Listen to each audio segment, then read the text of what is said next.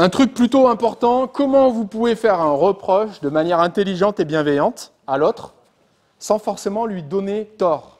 C'est une étude qui s'appelle l'étude de Rosenborg, toujours un sociologue. Alors, rappelez les faits objectivement, vous le faites ça, vous le faites. Donc je décris sans juger, ok? Je répète des choses que vous faites certainement, mais c'est important de les répéter. C'est important de les répéter pour que ça devienne un mécanisme, quelque chose d'automatique.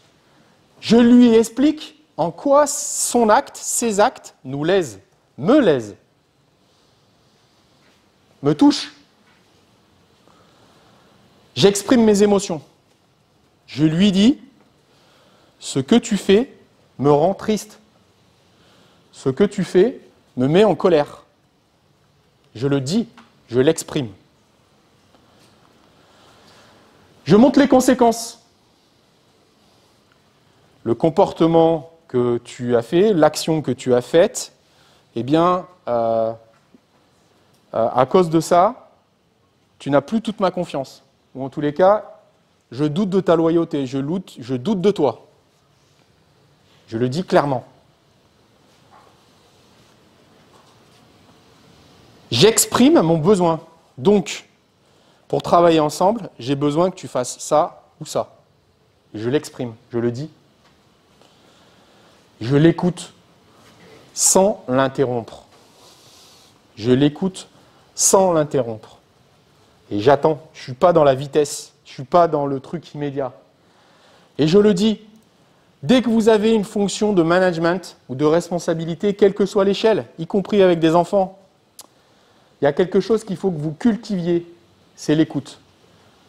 Quand vous avez quelqu'un qui est en management, qui interrompt les gens en face de lui, les gens dont il a la responsabilité, c'est un signe très fort. C'est pas, on ne dit pas le management il est incompétent, le manager il est incompétent, c'est pas du tout ça. Par contre, l'écoute, ce qu'on appelle l'écoute active, c'est la principale qualité du manager. Donc ça doit être une de vos principales qualités. C'est-à-dire qu'il faut savoir écouter. Et des fois, ce n'est pas toujours très intéressant. Mais ce n'est pas grave. Vous écoutez. Vous écoutez. Quand tu es manager, 80% du temps, tu écoutes l'autre. 20%, tu agis. Si on a une contrainte de temps, c'est-à-dire je n'ai pas d'exemple précis, c'est plutôt sur des soucis moins gros, plutôt que moins gros, mais ouais. Si tu as une contrainte de temps, que le souci doit être réglé avant. Il y a des choses que tu peux régler dans l'immédiateté.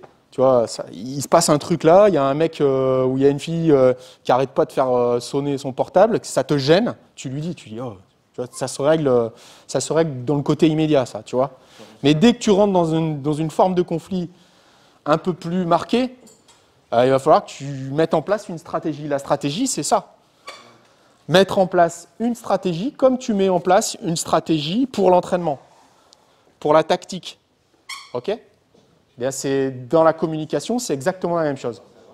Ouais. Est-ce que c'est un ordre chronologique à respecter? Oui, c'est un ordre chronologique, c'est des conseils, c'est des préconisations. OK ? Donc on le fait dans ce temps. Ouais, et c'est comme ça que ça se passe. Si je suis vous aujourd'hui, je me forme à ça. Ça s'appelle la CNV, la communication non violente. Ça c'est un résumé de la communication non violente.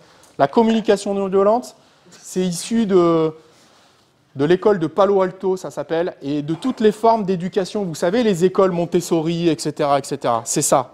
Si vous ne savez pas quoi faire, si vous avez envie de faire un module de formation, la CNV, il y a beaucoup de choses sur Internet aussi, vous pouvez prendre de l'information. Par contre, il faut tester, il faut aller voir des professionnels.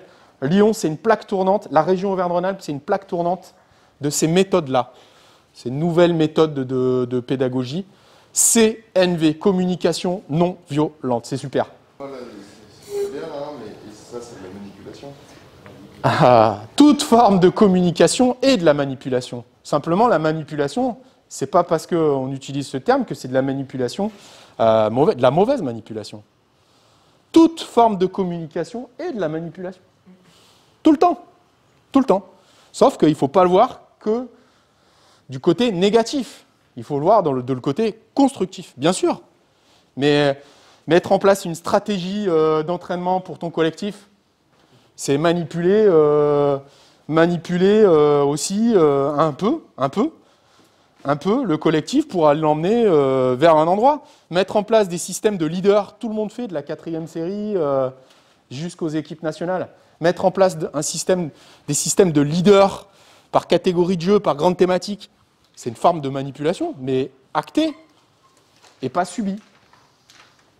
Ok ? Ah, t'as le droit de ne pas être d'accord.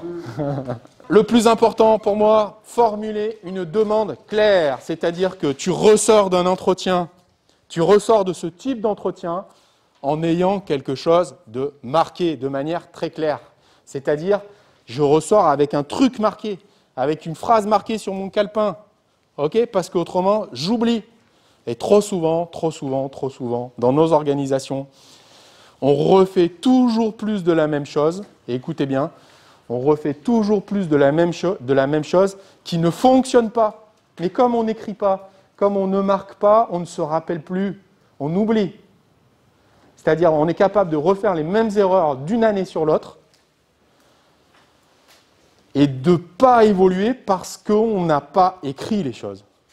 Si vous n'écrivez pas les choses, vous avez de grandes chances de refaire les mêmes erreurs d'une année sur l'autre. La principale qualité d'un entraîneur, ou le principal outil d'un entraîneur, excusez-moi, c'est le cahier que vous avez et c'est le crayon à papier ou le stylo pour écrire, pour raturer, pour prendre des notes à l'ordinateur. Ok ? Par contre, ça c'est ma perception et ce n'est pas forcément la vôtre, celle de la génération Z, le rapport au stylo, le rapport à l'écriture, il est fort, parce que je peux barrer, je peux raturer, chose que je ne peux pas faire moi à l'ordinateur. Et chacun se construit son propre modèle de représentation. C'est pour ça que l'organisation même de votre bureau, au boulot ou chez vous, il est important. Avec peut-être une partie dédiée aux objets numériques et une partie dédiée à l'écriture, même.